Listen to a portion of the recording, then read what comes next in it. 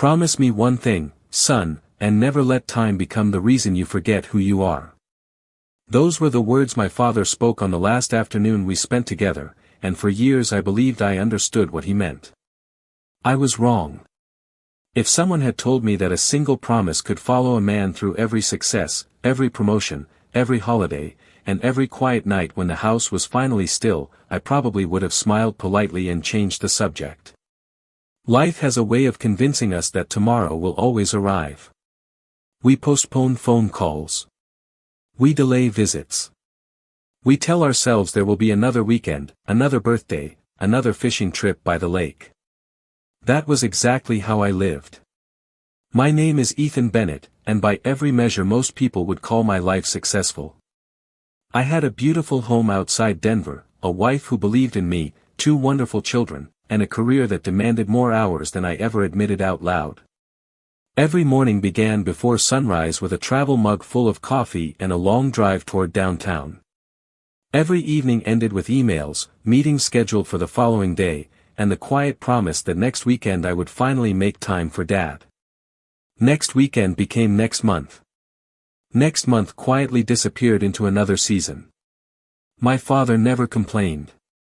Thomas Bennett had spent nearly 40 years working with his hands, building custom furniture in the little workshop behind the white farmhouse where I grew up. Even after retirement, he refused to slow down completely. He always found something to repair, something to sand, something to build for a neighbor or a grandchild. Whenever I visited, the familiar scent of fresh pine and sawdust greeted me before he did. He would wipe his hands on an old flannel rag, smile as though no time had passed, and ask if I was hungry. He never mentioned how long it had been since my last visit. He simply acted grateful that I had come. Looking back now, I realize that kindness can hide a loneliness so quietly that the people who love you never notice it until it is too late. The phone rang on a rainy Tuesday afternoon while I was sitting in another conference room discussing numbers that seemed incredibly important at the time. The caller ID displayed the name of our family doctor. My stomach tightened before I answered. His voice was calm, gentle, and careful with every word. He suggested I come as soon as possible because my father wanted to see me. I left the meeting without explaining much, drove nearly 100 miles through steady rain, and kept telling myself everything would be fine. Dad had always been strong. Strong enough to lift heavy oak boards by himself. Strong enough to shovel snow before sunrise. Strong enough to comfort everyone else even when life became difficult. Somehow I believed that strength could last forever.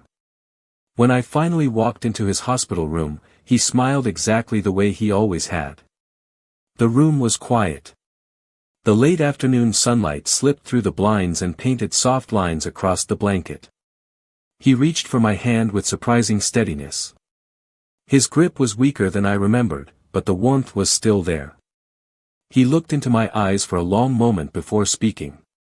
"Promise me one thing, son," he whispered with a peaceful smile. I nodded immediately, not because I understood what he was asking, but because I could not imagine saying no to the man who had spent his entire life saying yes to me. The nurse quietly stepped outside, leaving the room wrapped in a silence that somehow felt warmer than the words either of us could find. I pulled my chair closer to the bed and held my father's hand with both of mine. It was the same hand that had taught me how to ride a bicycle without training wheels, how to swing a hammer without smashing my thumb, and how to shake another man's hand with confidence and respect. Time had changed its appearance, but not its meaning. Thomas looked toward the window where the fading sunlight stretched across the floor. He smiled, almost as if he were watching an old memory instead of the parking lot below. "Do you remember the lake?" he asked softly. I nodded, although I was not sure which memory he meant. There had been countless Saturdays spent there. We had fished from the same weathered wooden dock every spring since I was 8 years old. Some days we caught enough trout for dinner. Other days we caught nothing at all. Dad always said those were the best trips because they reminded us that being together mattered more than bringing something home. I had not visited that lake in nearly 12 years. Life kept getting in the way, or at least that was the excuse I repeated often enough to believe it myself. My children had soccer games. My office expected weekend conference calls. Flights were delayed. Deadlines grew tighter every quarter. Somehow there was always another reason to postpone the things that mattered most. Dad never argued with my excuses. He simply listened, smiled, and said, "Maybe next time." I never realized how much hope could fit inside those 3 simple words. He turned back toward me, his blue eyes still carrying the quiet steadiness that had guided our family for decades. "I was about your age when my father passed away," he said. "I spent years wishing I had asked him more questions. I thought I had time."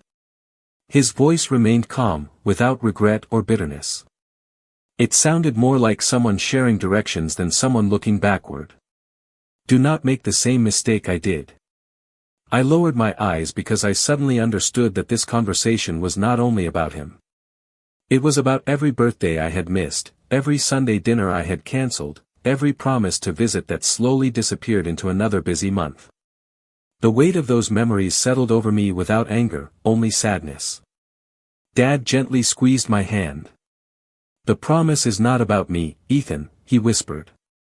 "It is about what comes after me." Before I could ask what he meant, he glanced toward the old leather wallet resting on the bedside table. "There is a key inside," he said. "When the time feels right, go back to the workshop. Open the last cabinet. Everything you need to understand is waiting there." I looked at the worn wallet that had traveled with him through nearly 50 years of honest work. It suddenly seemed heavier than any object I had ever carried. I wanted to ask a dozen questions, but none of them felt important enough. Instead, I nodded slowly and held his hand a little tighter, hoping that somehow the moment would last longer than the setting sun outside the window. My father passed away peacefully 2 mornings later, just as the first light of dawn began to color the Colorado sky. There were no dramatic last words, no extraordinary moment that could prepare me for the silence that followed. One moment I still had a father in this world. The next, I had only memories. The funeral took place 3 days later at the small church where my parents had been married more than 50 years earlier. Friends, neighbors, former customers from Dad's furniture shop, and people I had never met filled nearly every pew. One after another they shared quiet stories that sounded strangely familiar. Thomas had repaired a dining table without charging a young couple because they had just welcomed their first child. He had built a wheelchair ramp for an elderly neighbor during one snowy winter. He had spent countless Saturdays teaching local teenagers how to work with wood instead of spending their weekends getting into trouble. I listened in silence, realizing that my father had lived an extraordinary life without ever trying to impress anyone. He simply showed up whenever someone needed him. After everyone had gone home, I drove alone to the farmhouse. The gravel driveway sounded exactly as it had when I was a boy riding my bicycle in circles after school. The white paint on the porch had faded a little. The old maple tree beside the barn had grown much taller. Everything looked familiar, yet everything felt different because Dad was no longer waiting at the front door with a warm smile and a fresh pot of coffee. I unlocked the house and stepped inside. The rooms were quiet enough that I could hear the old grandfather clock in the hallway marking each passing second. His reading glasses still rested beside his favorite chair. A folded newspaper remained on the kitchen table exactly where he had left it. Nothing had changed, except the one thing that mattered most. I remembered the leather wallet he had mentioned in the hospital. My hands trembled slightly as I opened it. Inside, behind his driver's license and a faded family photograph, rested a small brass key attached to a worn leather strap. There was no note. No explanation. Only the key. I stood there for several minutes turning it over in my hand, wondering how such an ordinary object could suddenly carry so much weight. Finally, I walked across the backyard toward the workshop. The afternoon breeze carried the familiar scent of pine trees, and for a brief moment I could almost hear the steady rhythm of Dad's tools echoing through the open windows.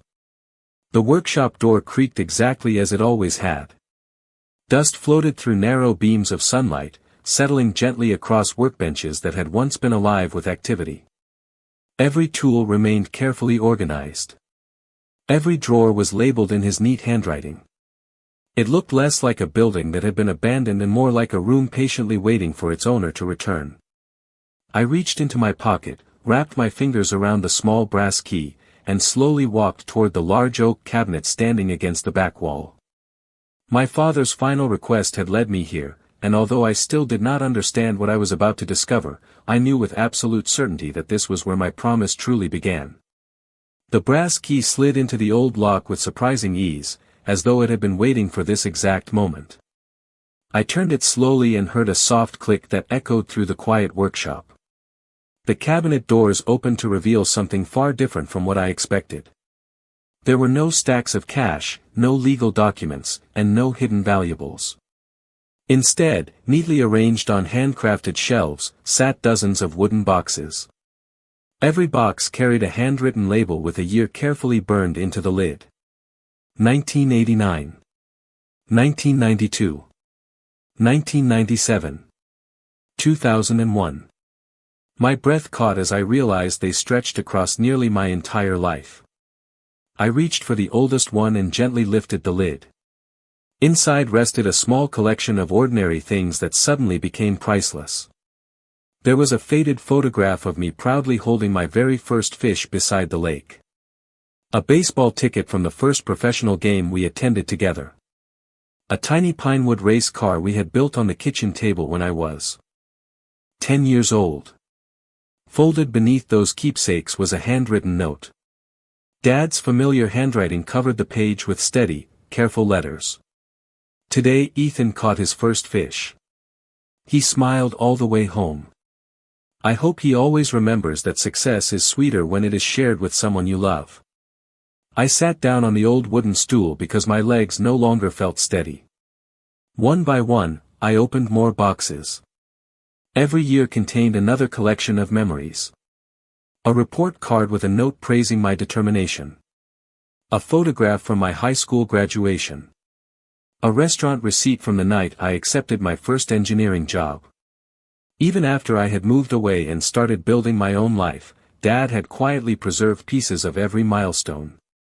Some boxes included newspaper clippings about projects my company had completed. Others held birthday cards my children had made years earlier during visits to the farmhouse. He had saved everything. At the very back of the cabinet stood a larger cedar chest with my name carved across the front. Unlike the smaller boxes, this one carried no year. My hands hesitated before lifting the lid. Inside lay a thick leather journal wrapped in a clean cotton cloth. Resting on top was a simple envelope addressed to me. I carefully unfolded the letter and immediately recognized the opening sentence. If you are reading this, then I finally kept my promise to wait until you were ready. I stopped reading and closed my eyes. For the first time since the funeral, tears quietly found their way down my face. Not because I had lost my father. That pain had already settled deep inside me. These tears came from realizing how faithfully he had remembered every chapter of my life, even during the years when I had become too busy to notice his. Every forgotten visit, every postponed weekend, every rushed phone call suddenly stood beside countless reminders that he had never stopped believing in me. The workshop no longer felt empty. It felt full of conversations we had never finished. I placed the journal gently on the workbench, drew a slow breath, and understood that whatever waited inside those pages would change the way I remembered my father, and perhaps the way I chose to live the rest of my own life. My hands rested on the weathered leather journal for a long time before I found the courage to open it. The first page was dated nearly 35 years earlier, only a few weeks after I was born. Dad had written in careful, patient handwriting that looked exactly the same from beginning to end, as though every year of his life had been guided by the same steady heart. Today Ethan wrapped his tiny hand around my finger. I realized that being a father is not about teaching a child how to live. It is about becoming the kind of man he will want to remember. I slowly turned another page. Then another. Every chapter of my life was there. The day I learned to ride my bicycle. The afternoon I struck out during my first Little League game and cried all the way home. Dad never wrote about disappointment. Instead he wrote that courage meant getting back into the batter's box after missing the ball 3 times. Years later, when I left for college, he admitted that he sat alone on the front porch after my car disappeared around the corner. He smiled while waving goodbye because he wanted me to leave with confidence, but after that he quietly watered Mom's flowers simply to keep himself busy until sunset. I had never known. There was an entry from the day I accepted my first engineering position in Denver. Ethan called today. He sounded excited. I am proud of him. I hope he never mistakes making a good living for making a good life. That sentence stayed with me long after I turned the page. Then I found shorter entries, written farther apart as the years passed. He had to cancel this weekend. Work is busy. I understand. Another read, maybe next month we will fish together again. Another simply said, the lake was peaceful today. I packed 2 sandwiches anyway. My throat tightened as I imagined him sitting alone on the old dock with an extra lunch he had prepared because somewhere inside he still believed I might arrive. There was never a trace of anger in his words. Only hope. Near the end of the journal, tucked between 2 pages, I discovered a folded map of our county. A small red circle marked an empty field several miles beyond the lake where we had spent so much of my childhood. On the back of the map Dad had written one sentence. If you want to understand the promise, start here. I frowned, trying to remember what was special about that place. The memory refused to come. I closed the journal and looked around the workshop once more. Every shelf, every tool, every carefully labeled drawer suddenly seemed connected to something much larger than woodworking. Dad had not spent decades collecting memories because he feared being forgotten. He had been leaving breadcrumbs, patiently guiding me toward a lesson that could only be learned when I was finally willing to slow down. For the first time in many years, I reached into my pocket, silenced my phone without checking a single notification, and placed it face down on the workbench. Whatever waited beyond that red circle on the map had suddenly become more important than every meeting waiting on my calendar. Early the next morning I folded the map, slipped the journal into my backpack, and drove toward the place marked with the small red circle. The road wound through familiar hills that I had not traveled in years. Every curve carried another forgotten memory. There was the old general store where Dad always bought peppermint candy before our fishing trips. There was the weathered red bridge where we stopped every autumn to watch the leaves drift down the creek. I had driven these roads hundreds of times as a child, yet they somehow felt brand new now that I was seeing them through my father's eyes instead of my own. After nearly 40 minutes I reached a narrow dirt road that ended beside an open meadow surrounded by towering pine trees. There was no sign, no building, and no obvious reason for anyone to stop there. I parked my truck and stepped into the cool morning air. Birds called from the trees while a gentle breeze carried the scent of wild grass across the field. At first I wondered whether I had come to the wrong place. Then I noticed something standing beneath a large cottonwood tree near the center of the meadow. It was a simple wooden bench. I walked toward it slowly. The craftsmanship was unmistakable. Every smooth edge, every carefully joined corner, every hand-carved detail reminded me of my father's work. Attached to the back of the bench was a small brass plaque. It read, "Sit long enough to remember what matters." I lowered myself onto the bench and looked across the valley. The view stretched for miles beneath an endless blue sky. There was nothing extraordinary about the landscape, yet an overwhelming sense of peace settled over me. Beneath the bench I discovered a weatherproof metal box secured with another small lock. The brass key from Dad's wallet fit perfectly. Inside rested a stack of neatly organized envelopes. Each envelope carried a different name. Some belonged to neighbors I recognized. Others belonged to people I had never met. Tucked beneath them was another letter addressed to me. I unfolded it carefully. If you found this place, then you finally slowed down enough to listen. These letters belong to people who helped shape our lives. Some encouraged me when I was young. Others stood beside our family when your mother became ill. A few are complete strangers to you, but they should not remain strangers. Kindness grows only when someone chooses to carry it forward. I looked back at the envelopes with new understanding. Dad had spent years preparing one final project, and it had nothing to do with furniture. He was building connections between people. He wanted me to deliver every letter by hand, not because the paper itself mattered, but because every conversation would become another opportunity to remember that a meaningful life is measured by relationships rather than accomplishments. For years I had measured success by promotions, larger paychecks, and busier calendars. Sitting alone beneath that cottonwood tree, I realized my father had quietly measured his life by entirely different standards. Somehow, without ever criticizing the choices I had made, he was gently inviting me to choose a different path for the years that still lay ahead. I decided to begin with the envelope resting at the top of the stack. The name written across the front belonged to Margaret Ellis, a retired elementary school teacher who still lived in the neighboring town. I found her small white house exactly where the map suggested it would be, surrounded by flower beds that had clearly been cared for with patience and love. She answered the door with silver hair neatly pinned back and kind eyes that seemed to search my face before she spoke. "You must be Thomas's son," she said quietly.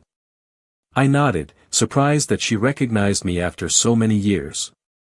When I handed her the envelope, she held it against her heart before opening it. She read every word slowly.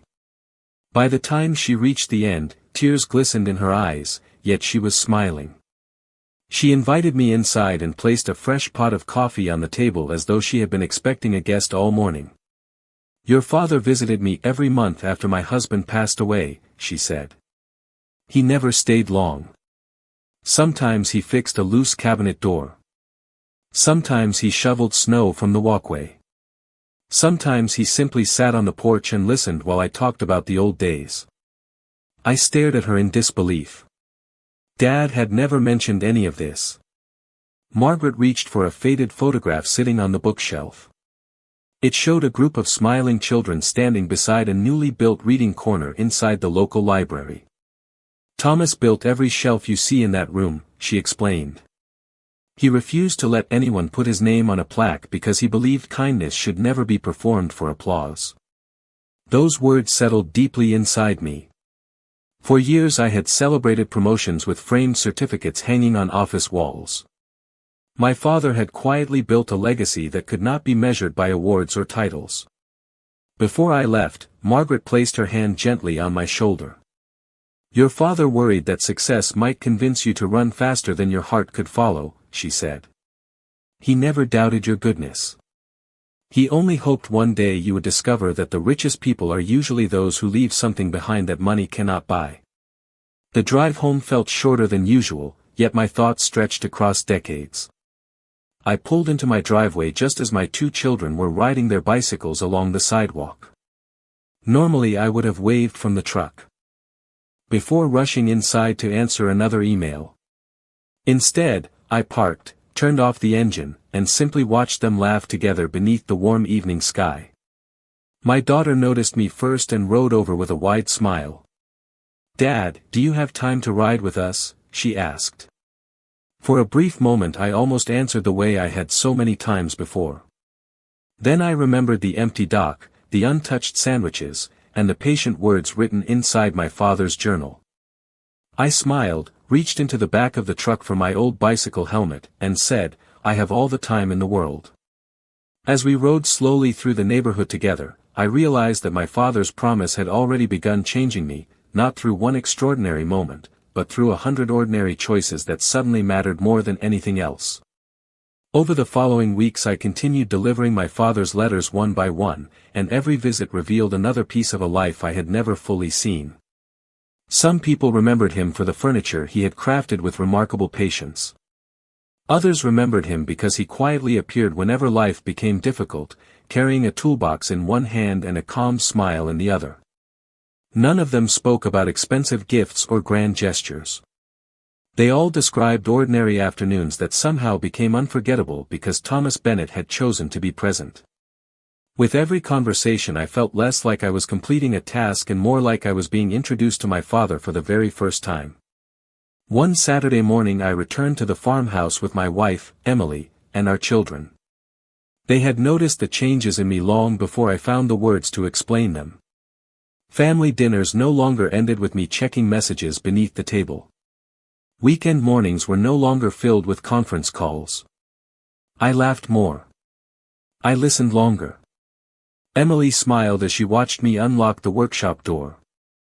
"I think your father knew exactly what he was doing," she said softly. I smiled because I had begun thinking the same thing. Inside the workshop my son ran his fingers across the old workbench while my daughter admired rows of neatly arranged hand tools. They looked around with the same curiosity I once had as a little boy. I opened one of the memory boxes and showed them the tiny Pinewood race car Dad and I had built together decades earlier. The wheels barely turned anymore, but neither child cared. They passed it back and forth as though it were a priceless treasure. I realized that perhaps it truly was. Later that afternoon I carried several unfinished pieces of lumber onto the workbench and invited the children to help me build a simple birdhouse. None of us rushed. We measured carefully, sanded every edge by hand, and laughed each time one of us made a small mistake. Sawdust settled across the floor exactly as it had years before when my father patiently guided my own uncertain hands. For a moment I almost expected him to step through the doorway carrying 2 cups of hot chocolate. Instead I heard my son ask, "Did Grandpa teach you all of this?" I paused before answering. "He taught me much more than woodworking," I said quietly. As the sun lowered beyond the hills, we carried the finished birdhouse outside and mounted it on an old fence post overlooking the meadow. My daughter tucked a tiny handwritten note inside before fastening the roof into place. When I asked what she had written, she smiled and replied, "Just something for whoever finds it someday."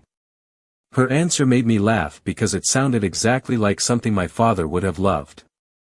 That evening, after everyone had gone inside, I remained alone on the porch watching the last golden light disappear across the fields. I finally understood why Dad had asked me to keep a promise instead of simply giving me advice. Advice can be forgotten. A promise becomes part of the person who chooses to honor it. Without realizing it, I had already begun passing that promise forward, and somehow that made the quiet farmhouse feel wonderfully full once again. Years passed more quickly than I ever imagined they would. The farmhouse slowly became the place where our family gathered instead of simply the place we visited. The workshop came alive again, not because I was trying to become the craftsman my father had been, but because it reminded us to slow down and create something with our own hands. Every spring my children invited their friends to build birdhouses, bookshelves, or simple picture frames. Every autumn we drove to the lake carrying 2 extra sandwiches, just as my father always had. We never knew whether someone might join us, but we always packed enough to share. That small tradition became a quiet reminder that generosity begins long before another person asks for help. I continued reading my father's journal from time to time, never rushing through its pages. Somehow the words changed as I changed. Passages that once seemed ordinary now carried deeper meaning. I eventually realized that the greatest inheritance my father had left behind was not the farmhouse, the workshop, or the carefully preserved memories. It was a different way of measuring a successful life. My children grew into thoughtful adults, and one afternoon my son asked whether I would teach him how to build the same wooden bench that stood beneath the cottonwood tree. Together we returned to the workshop where sunlight still poured through the familiar windows. As we measured each board and smoothed every rough edge, I caught myself repeating the same patient advice my father had once given me. My son smiled and laughed. "Grandpa really knew what he was doing, did he not?" he asked. I smiled back and answered, "He was teaching long before either of us realized we were learning." Several weeks later we carried the finished bench to a quiet overlook above the valley. Before securing the final board, my son paused and asked what we should write on the brass plaque. I thought about every conversation, every memory box, every letter, and every mile of road that had brought me to this moment. Then I quietly replied, "Write this. Time is the only gift that becomes more valuable when you give it away. He carefully engraved each word while I stood beside him, feeling the same peaceful gratitude that I had once felt beneath my father's cottonwood tree. That evening, after everyone had gone home, I remained seated on the bench as the sun slowly disappeared beyond the mountains. The breeze carried the scent of pine through the valley exactly as it had all those years ago. I closed my eyes and could almost hear my father's steady voice reminding me that promises are never really about the past. They exist to shape the future. I finally understood that I had kept the promise he asked of me, not because I completed every task he had prepared, but because I had chosen to live differently. I had learned to answer the telephone when family called. I had learned that a shared meal mattered more than another meeting. I had learned that children remember attention far longer than expensive gifts. Most importantly, I had learned that love is measured in ordinary moments repeated over a lifetime. As I stood to leave, I placed my hand gently on the smooth wooden backrest and whispered the words I wished I had spoken much sooner. "Thank you, Dad. I understand now." The valley remained quiet, yet somehow it no longer felt empty. Some promises end when they are fulfilled. The best ones continue living in every choice we make, becoming a gift that quietly travels from one generation to the next.